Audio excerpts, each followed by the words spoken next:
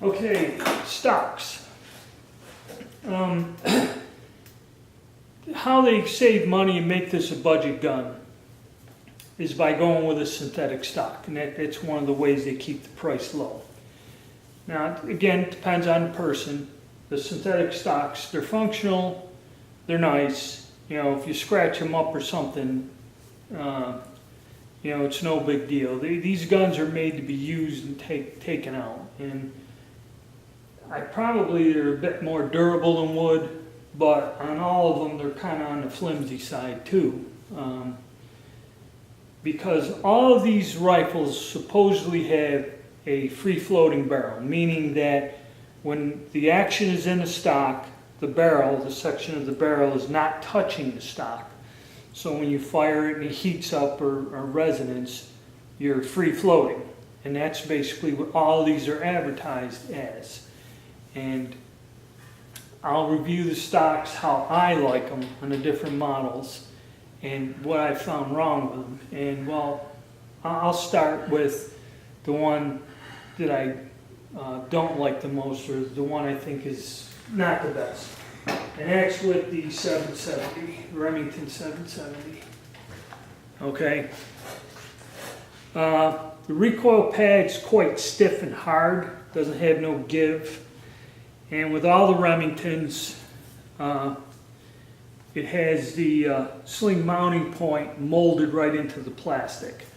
And people don't like it because if something ever gets damaged, or if you drop the gun and break this off, you don't have a place to mount your sling or any way to actually repair it. It does have a cheek wheel on it, this one here, the way it's designed.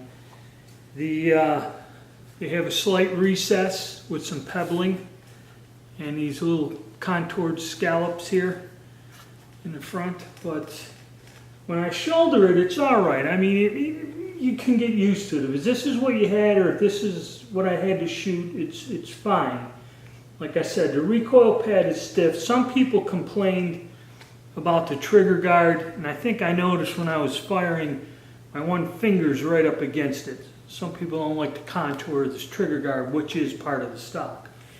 And the thing is, you don't really get you can't get a firm grip with this type of contour or texturing, whatever. And also, out of all of them, this one here is not free floating. We tried slipping the paper under there, and the way it's molded and the little things there are touching the barrel.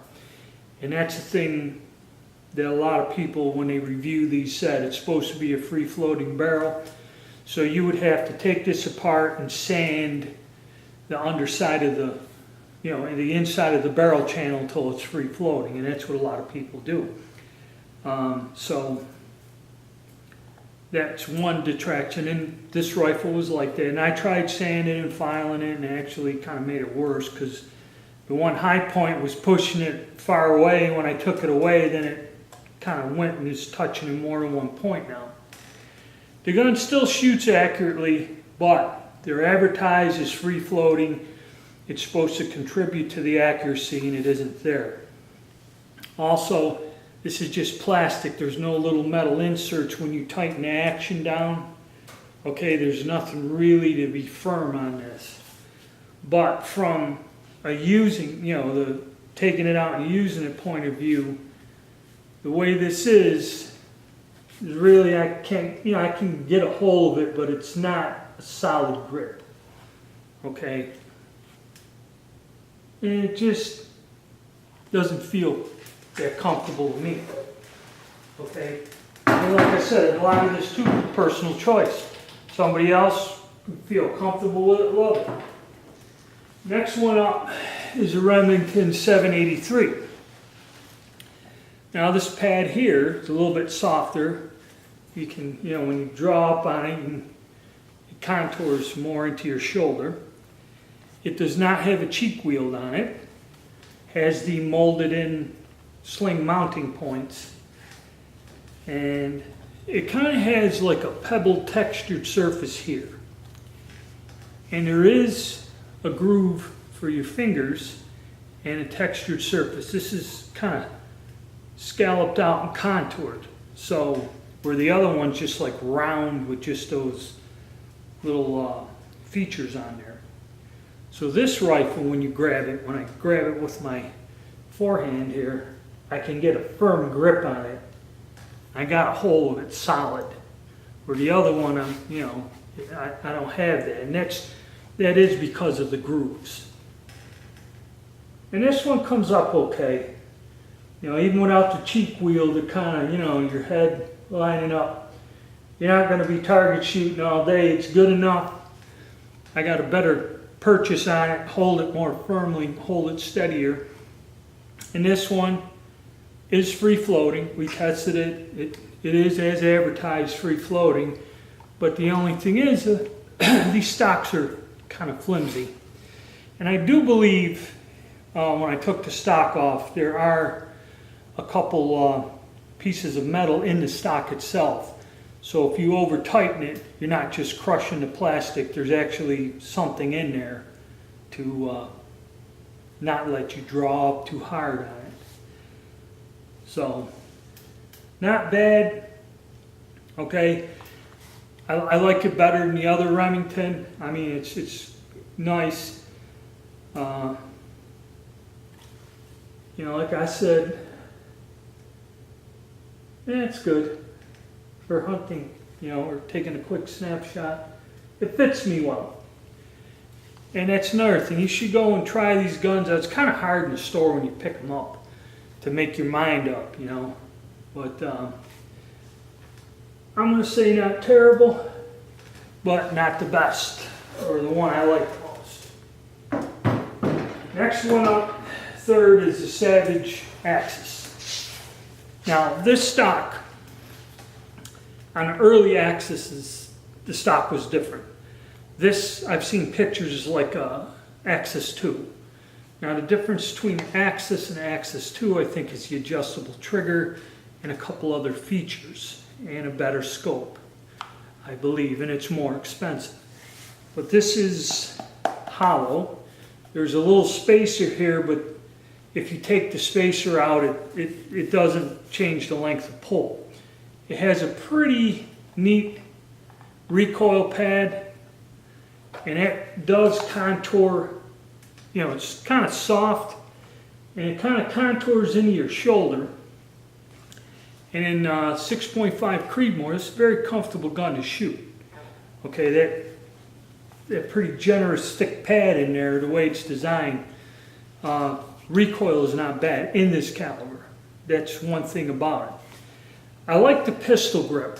The pistol grip, it's kind of or this wrist, you want to call it, kind of comes down to a semi-pistol grip, and it's quite thin. So I can get my hand right around it, okay? And it's pretty neat. I kind of like that. It feels good. And then there's not much. It's pretty smooth up here in the forend, but it has a groove right here that you can grab a hold of and get your finger, get a grip on it. So you can grip it fairly well. It's pretty thin, streamlined stock. But the only problem is the other two stocks are pretty solid. I think they have some sort of styrofoam in them, where this is hollow. Okay, so what's happening is you got a gun that's listing forward. All the weight is up forward. While the stock is comfortable, I can get a hold of it. I got a good pistol grip. I got up here in the forend, I got a hold of it and control. Not terrible for going out to hunt. And like I said, you're making a snapshot. The only thing is this stock really is flimsy up here. You can easily move it. Okay, it is free floating. It isn't touching the barrel, but it's kind of weak and flimsy.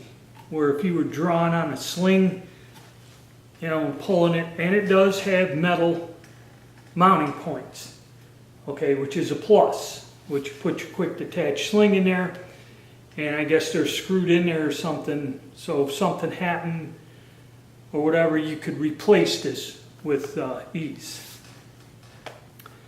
Alright, so I gotta pause because I have a battery problem here, running low, and I'll resume this in a minute. Alright, I had a battery go dead on me and the other one doesn't look that charged, so I have to step it up. Okay, so recapping. The axis, not bad, a little top heavy, metal sling mounts, but pretty good. Feels good, fits good. I kind of like it. Next up is the Mossberg. Okay, again, free float's all right. Now this has a recoil pad which cells. You can feel there's like these open cells and pretty firm. So this is a different style recoil pad. You do have a cheek weld on here. And kind of a classic contour of a pistol grip. And again, smooth and round. And where the checkering was, there's this pebble-like finish on there, which on a traditional wooden stock, which this is shaped much like a wooden stock, which would have checkering, it has this pebble finish. Now this particular stock does fit me good. I like it. It's more along the classic lines. The recoil pad in 270 is pretty good sized cartridge.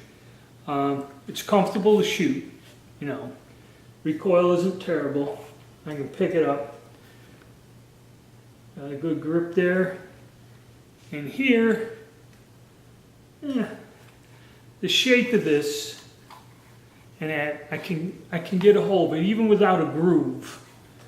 And it is textured all the way around. Okay, so the way it's contoured, even though it doesn't have a groove, the other ones with the groove, I kind of like you get your fingertips in there and you get a hold of it. This doesn't have a groove, but the way it is contoured, you can still get a hold of it pretty good and get control, get a grip. You know, doesn't slip in the hands. And this just, to me, feels good. You know, when I pick it up, it comes up and it's right on. It kind of comes up to the shoulder better than the others. Okay, like the Savage is all right, but like I said, a little top heavy and that. But this here is more of a traditional style. And it comes up nice and it feels good. I can, you know, got control and grip on it. You know, again, the trigger guard is part of it and it's in a position which is comfortable. It's not uncomfortable or located like on the 770 people complain. So that's a pretty nice stock. I would probably not change the stock on this gun. I have no qualms about it whatsoever. I noticed that the other day when I was shooting. I like the stock on this.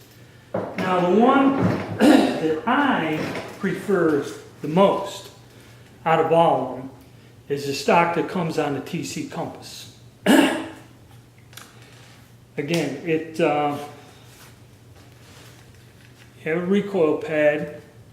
This one doesn't have a cell in it. It's not super hard, but it's not real pliable either. Okay, we have a cheek weld on it. And what we have is this raised contour. It's like a surface on there. Then up here, pretty generous. Here also. And this is scalloped out to where you can grab it. So when I shoulder this gun, this stock probably fits me the best, as is, out of all the other four. And also it has its metal mounting points. The only ones that don't have the metal insert to mount your sling are the Remingtons. And that's the one complaint people have about the stocks. Now this here, see, all of them got play and flex in them, no matter what. Okay. That's the only bad thing about these synthetic stocks. But without this, without trying to use a sling to draw up on your shooting or mounting the gun, just mounting it without the sling being involved or any pressure, it's very generously free floating, okay?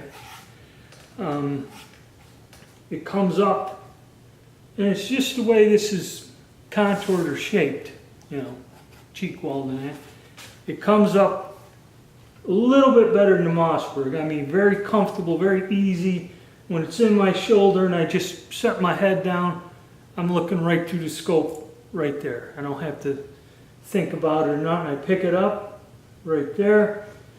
It's just right. With this contour, I got a solid grip. I can hold on to the gun. So out of all 5 of them, this stock fits me the best, feels the best. Like I said, just throwing it up to the shoulder, it's right there. Perfect for me. Okay, that's why when you're looking at these guns, you should try to see if you can go to the store and get a couple of them side by side and see which one fits you better. Okay, just because I like this stock doesn't mean everyone's going to like it. I mean, some people pick it up and not like it at all. But out of the 5, the Compass is the one I wouldn't change the stock on. Okay? For me, it's fine the way it is. It's solid. I think this is got, it's a more solid stock. It isn't hollow like the Access. There's probably foam or something inside here to give it some, a solid feel to it. So, as far as stocks go, I like the Compass #1. Mossberg's a close second. The Savage is real nice, but like I said, it's got that neat contour. I got control like with a pistol grip on there. And it's comfortable to shoot, but like I said, it tends to lean forward.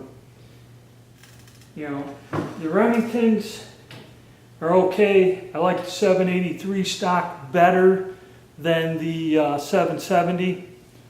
770 got a lot of issues, probably, and the 770 also, the reviews aren't good on it. It's a good gun, it's serviceable. I mean, when I shoot it, I can hit with it.